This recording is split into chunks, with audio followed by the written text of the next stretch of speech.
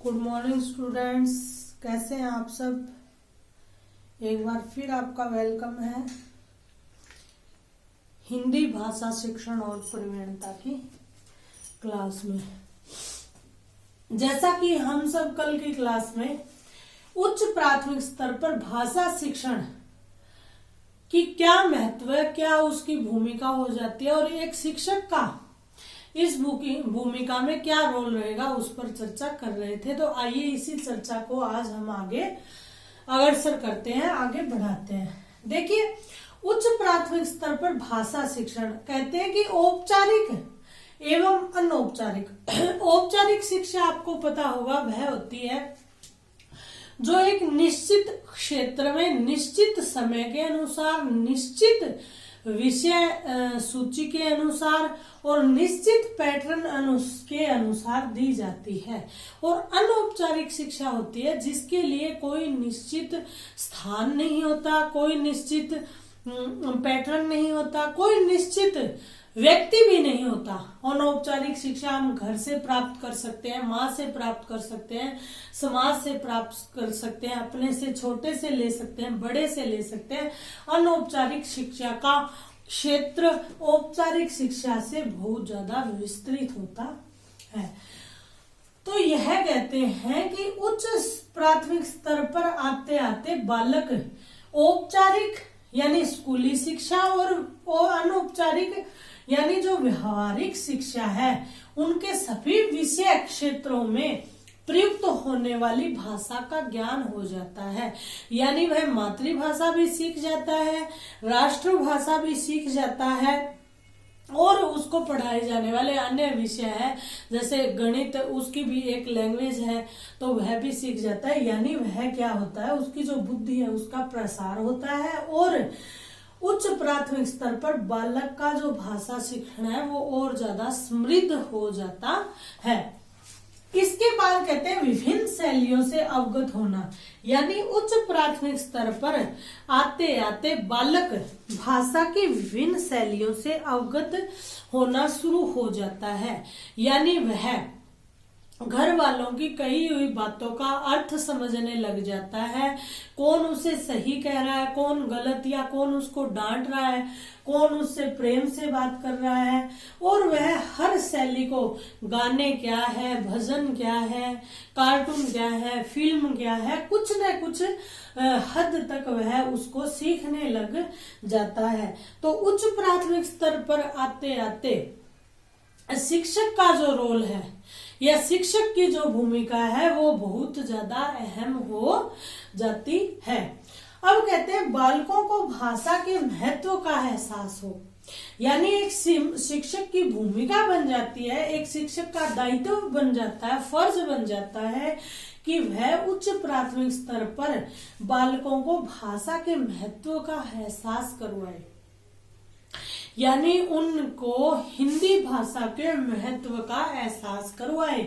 जैसा कि मैंने आपको पिछली क्लास में कहा था कि बालक को जैसे देश के प्रति प्रेम उस बालक के मन में जगाना एक शिक्षक का कार्य होता है, वह ठीक वैसे ही भाषा के प्रति प्रेम, सम्मान और भाषा का महत्व से इंगित कराना भी एक अध्यापक का कार्य होता है।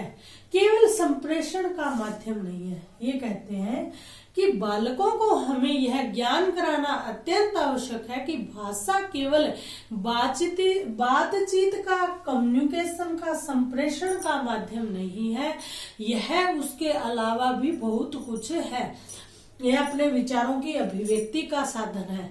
और आजकल तो आप कुमार विश्वास को सुनते होंगे, लगभग बंदे तो हिंदी जगत को या हिंदी भाषा को उन्होंने एक व्यावसायिक भाषा के रूप में भी नए आयाम है वो गढ़ दिए हैं। अभिव्यक्ति का सशक्त माध्यम। और ठीक कहा कि भाषा अभिव्यक्ति का बड़ा मजबूत माध्यम है।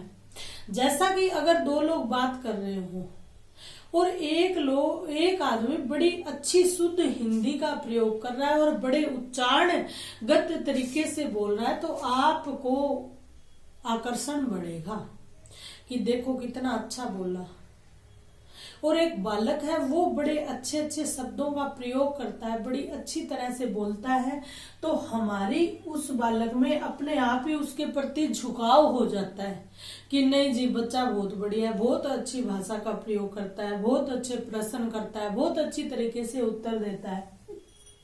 तो आप शिक्षकों का दायित्व बन जाता है कि उच्च प्राथमिक स्तर पर जाते जाते बालक की भाषा के प्रति समझ को और विकसित करना, बालक का भाषा के प्रति प्रेम को बढ़ाना, बालक के शब्दकोश को और ज्यादा समृद्ध और विस्तृत करना। तो ये हमारा जो बात थी ये थी उच्च प्राथमिक स्तर पर भाषा। अब आगे हम करने जा रहे हैं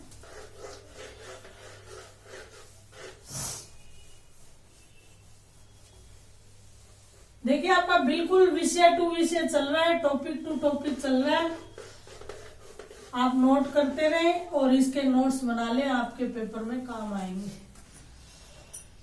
राष्ट्रीय पाठ्यचर्या और भाषा शिक्षण।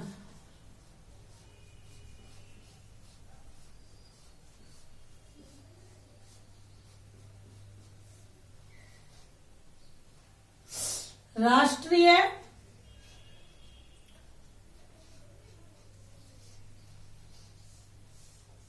भाषा, राष्ट्रीय पाठ्यचर्या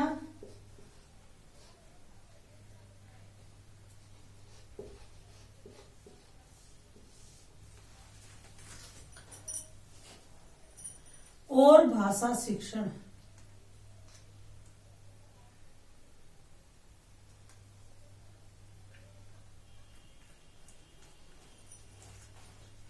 राष्ट्रीय पाठ्यचर्या और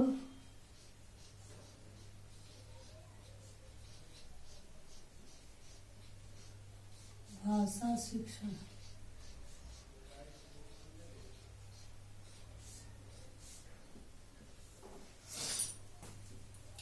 ठीक है कि राष्ट्रीय पाठ्यचर्या का यहाँ पे क्या जिक्र आया कि जो पाठ्यक्रम है हिंदी भाषा का वो क्या है कि राष्ट्रीय स्तर पर जो राष्ट्रीय पाठ्यचर्या 2005 की जो कमेटी है उसकी क्या रिपोर्ट है और वो भाषा के संदर्भ को प्राथमिक स्तर पर कैसे देखते हैं, क्या हमसे उम्मीद रखते हैं। तो कहा है कि अब तक यह स्पष्ट हो गया कि भाषाई विविधता संज्ञानात्मक वृद्धि, सामाजिक सहिष्णुता, विस्तृत चिंतन के अवसर प्रदान करती है। यानी भाषा सिर्फ संप्रेषण का माध्यम नहीं है, यह व्यक्ति को सामाजिक सौहार्द, ठीक है, जैसे अभी हिंदू मुस्लिम सिख ईसाई आपस में हम भाई भाई, ये कविता है, ये एक बच्चे को क्या संदेश दे रही है? क्या ये सिर्फ हिंदू सिख मुस्लिम एक शब्द है? नहीं, देखो इस बात के मर्म, कितना बड़ा मर्म छुपा हुआ है कि आप जातिगत भेदभाव में न पड़ के एक एकता का परिचय दें। आप सबसे बड़ा आपका जो धर्म है वो है मानव धर्म, कि आप पहले मानव हैं, उसके बाद आपका अलग आपकी पहचान है। यानी आप अपनी व्यक्तिगत पहचान को जिंदा रखते हुए आपसी तालमेल और सौहार्द का भाव, जो भाईचारे की भावना है उसको बढ़ाएं। सहिष्णुता, धर्म के प्रति, हर धर्म के प्रति आप सम्मान की दृष्टि पैदा करें, तो इसके अवसर प्रदान करते हैं। और इसी कारण से राष्ट्रीय पाठ्यचर्या 2005, राष्ट्रीय पाठ्यचर्या 2005, ठीक है, में भाषिक विविधताओं को समस्या के रूप में नहीं लिया गया, बल्कि इनको क्या है, एक संसाधन के रूप में देखा गया कि जो भाषा है, विभिन्न भाषा है, वो बालक का क्या करेगी, व्यक्तिगत विकास ही करेगी, वो कोई समस्या नहीं है। इसको क्या माना, भाषाई विविधता को समस्या न मानकर संसाधन के रूप में माना। अब जैसे आप सबको पता है कि हमारे देश में लगभग 18 भाषाएं और न जाने लगभग सैकड़ों बोलियां बोली जाती हैं, तो इस चीज को एक समस्या न मानकर संसाधन माना गया।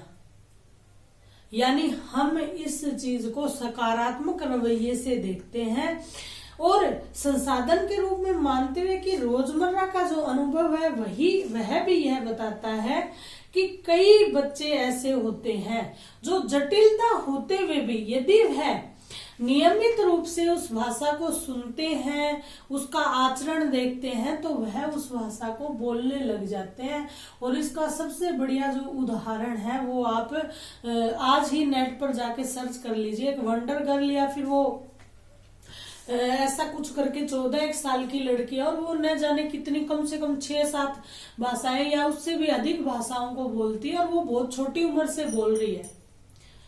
और दूसरा एक आपको वीडियो और मिल जाएगी, टूरिस्ट है बच्चा, टूरिस्ट गाइड है बच्चा, छोटा सा बच्चा है, कोई ज्यादा उम्र नहीं है, 10, 11, 12 साल का, बड़ी अच्छी फ्रेंच बोल रहा है, बड़ी अच्छी इंग्लिश बोल रहा है। और यहाँ तक कि मैंने जो राजस्थान की जोधपुर या जयपुर फोर्ट की वीडियो देखी थी, उसमें जो ये महिलाएं होती हैं ना, गडरिया जो जाती है उसकी जो महिलाएं होती हैं वो इंग्लिश में बात कर रही थी। तो देखिए ये क्या है, भाषा है जो वो क्या है, समस्या नहीं, एक संसाधन। देखो उन्होंने उस चीज को सकारात्मक तरीके से लिया और वो एक ऐसी भाषा सीखे जिसकी उन्होंने कभी क्लास नहीं लगाई, ग्रामर नहीं सीखी, उनको ऐसा परिवेश नहीं, सिर्फ वो आचरण से सीख गए। तो कहते हैं जो भाषाई विविधता है ना, बालक को उसके प्रति शिक्षक को सकारात्मक रवैया देना चाहिए और बालक को प्रेरित करना चाहिए कि आप क्या करें, विभिन्न भाषाओं का अध्ययन करें, विभिन्न भाषाओं को सीखें, विभिन्न भाषाओं को बोलें। इसके बाद कहते हैं कि बच्चा सिर्फ अपने परिवार से या स्कूल से भी नहीं, बालक अपने आसपास से, अपने वातावरण से, जो गैजेट्स वो यूज कर रहा है, यानी वो कार्टून देख रहा हो या वो टीवी देख रहा हो या फिर कुछ और वो टेक्नोलॉजी के माध्यम से वो वहां भी लैंग्वेज को सीखता है, भाषा को सीखता है। तो जो राष्ट्रीय पाठ्यचर्या 2005 है, उनकी जो कमेटी है उन्होंने स्पष्ट रूप से स्वीकार किया कि उच्च स्तरीय भाषिक कौशल का एक भाषा से दूसरी भाषा में आसानी से स्थानांतरण हो सकता है। उन्होंने क्या इस चीज का रिजल्ट निकाला, आप इसको लिख लीजिए, ये उनकी परिभाषा है, डेफिनेशन है, ये मैं आपको एज इट इज लिखवा रही हूँ। ये क्या कह रहे हैं, ये कहते हैं कि जो भाषा है वो क्या है कि एकमात्र उच्च स्तरीय भाषिक कौशल, उच्च स्तरीय भाषिक कौशल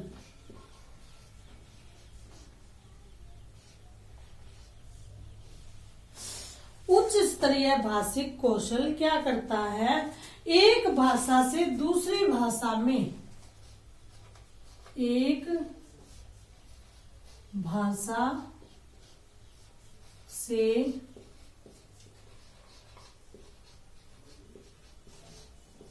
दूसरी भाषा में आसानी से स्थानांतरण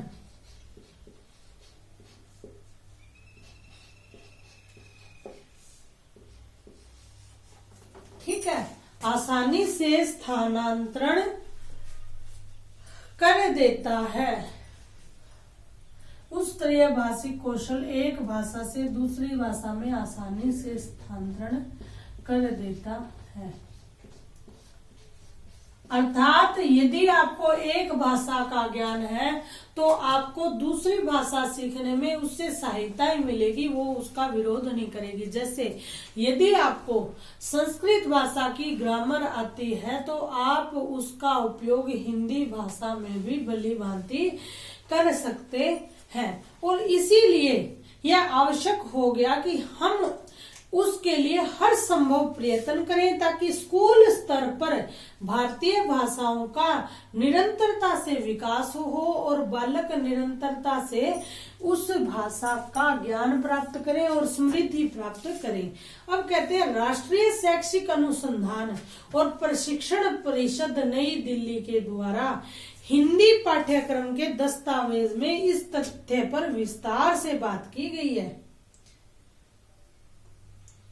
क्या बात की गई है कि इसके अनुसार स्कूल में आने पर बच्चे को स्वयं से बेझिझक अभिव्यक्ति करने के लिए भाषा ही उसके पास सबसे सशक्त संसाधन है और बच्चे को इतनी छूट दी जाए कि वह अपनी अभिव्यक्ति किसी भी भाषा में कर सके।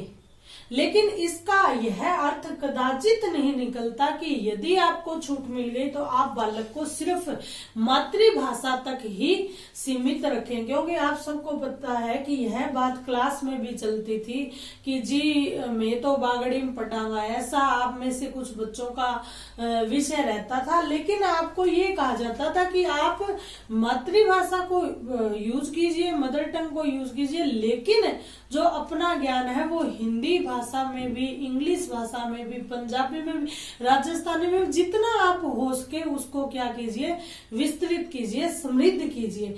क्योंकि आप वैरायटी ऑफ लैंग्वेज अगर बोलोगे, आप अगर विभिन्न विभिन्न भाषाओं का प्रयोग करेंगे तो आपके जो विद्यार्थी हैं वो आपसे किसी न किसी शब्द को जरूर कैच कर लेंगे। और बहुभाषिकता बच्चे के व्यक्तित्व का विकास करती है।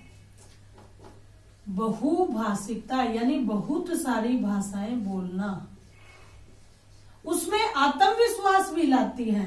बहुभाषिकता बालक का व्यक्तित्व उत्कृष्ट बनाती है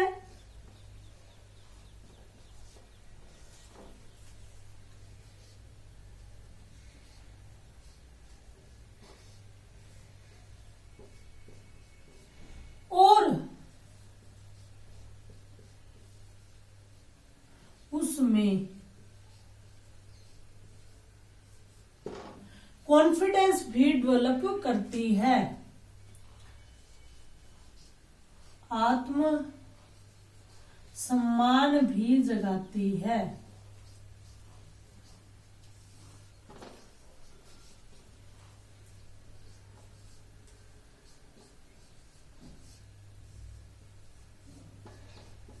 यह कहना है राष्ट्रीय शैक्षिक अनुसंधान और प्रशिक्षण परिषद नई दिल्ली द्वारा, राष्ट्रीय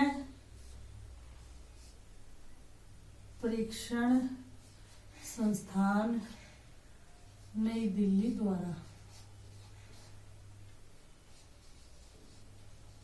ठीक है, तो इसमें किसका पॉइंट ऑफ व्यू आ गया? राष्ट्रीय पाठ्यचर्या 2005 का भी पॉइंट ऑफ व्यू आ गया, राष्ट्रीय शैक्षिक अनुसंधान और प्रशिक्षण परिषद नई दिल्ली का भी पॉइंट ऑफ व्यू आ गया। इसके बाद कहते हैं महात्मा गांधी जी का भी यहाँ पॉइंट ऑफ व्यू रखा गया कि उन्होंने क्या कहा। महात्मा गांधी जी ने कहा, वो स्टेटमेंट मैं आपको नोट डाउन करवा देती हूँ। ये स्टेटमेंट आप नोट डाउन कर लेना, क्योंकि आपको मुख्य मुख्य चीजें ही नोट डाउन करवाई जा रही है। अब महात्मा गांधी जी कहते हैं कि मुझे इसमें जरा सी भी शंका नहीं,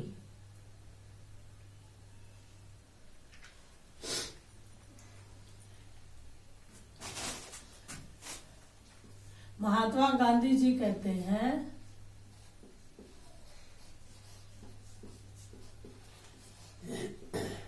मुझे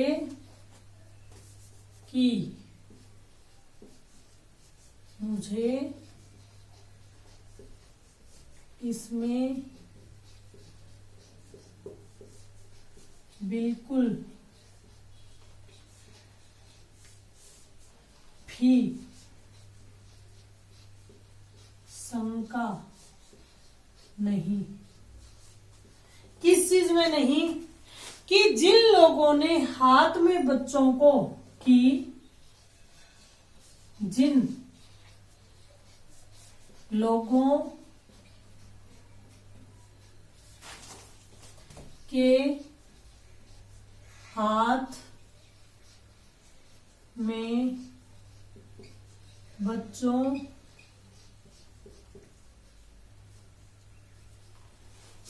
जिन लोगों के हाथ में बच्चों को शिक्षा देने का काम है, बच्चों को शिक्षा देने का काम है। जिन लोगों के हाथ में बच्चों को शिक्षा देने का काम है वे केवल निश्चय कर लें तो उन्हें पता चल जाएगा। ये बात शिक्षकों के बारे में ही हो रही है। वे केवल निश्चय कर लें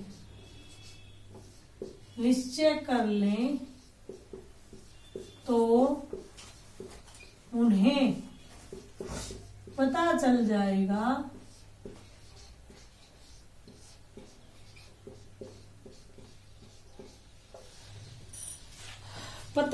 जाएगा कि मातृभाषा मनुष्य के विकास के लिए उतनी ही स्वाभाविक है जितना किसी बालक का अपनी माँ का दूध पीना। कि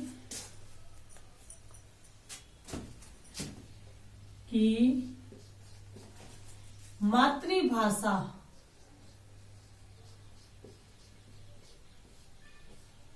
उतनी ही स्वाभाविक है जितना बच्चे को माँ का दूध पीना। अब देखिए कितनी बड़ी बात गांधी जी ने कही है कि बच्चों पर यह दबाव न दें कि वे अपनी मातृभाषा का इस्तेमाल न करें। वे अपनी मातृभाषा का इस्तेमाल करें लेकिन उसके साथ साथ वे अन्य भाषाओं का ज्ञान प्राप्त करें, यह बात कही गई है। तो इसी के साथ हम अपना इकाई का 1.1 जो टॉपिक है वो अच्छी तरह से पूरा होता है और मिलते हैं अगली क्लास में। और उम्मीद करती हूँ कि आपको ये पॉइंट क्लियर हो गया होगा। तो हमने किया है भाषा शिक्षण के उद्देश्य और उच्च प्राथमिक स्तर पर भाषा शिक्षण। ठीक है, ओके, तो मिलते हैं कल की क्लास में।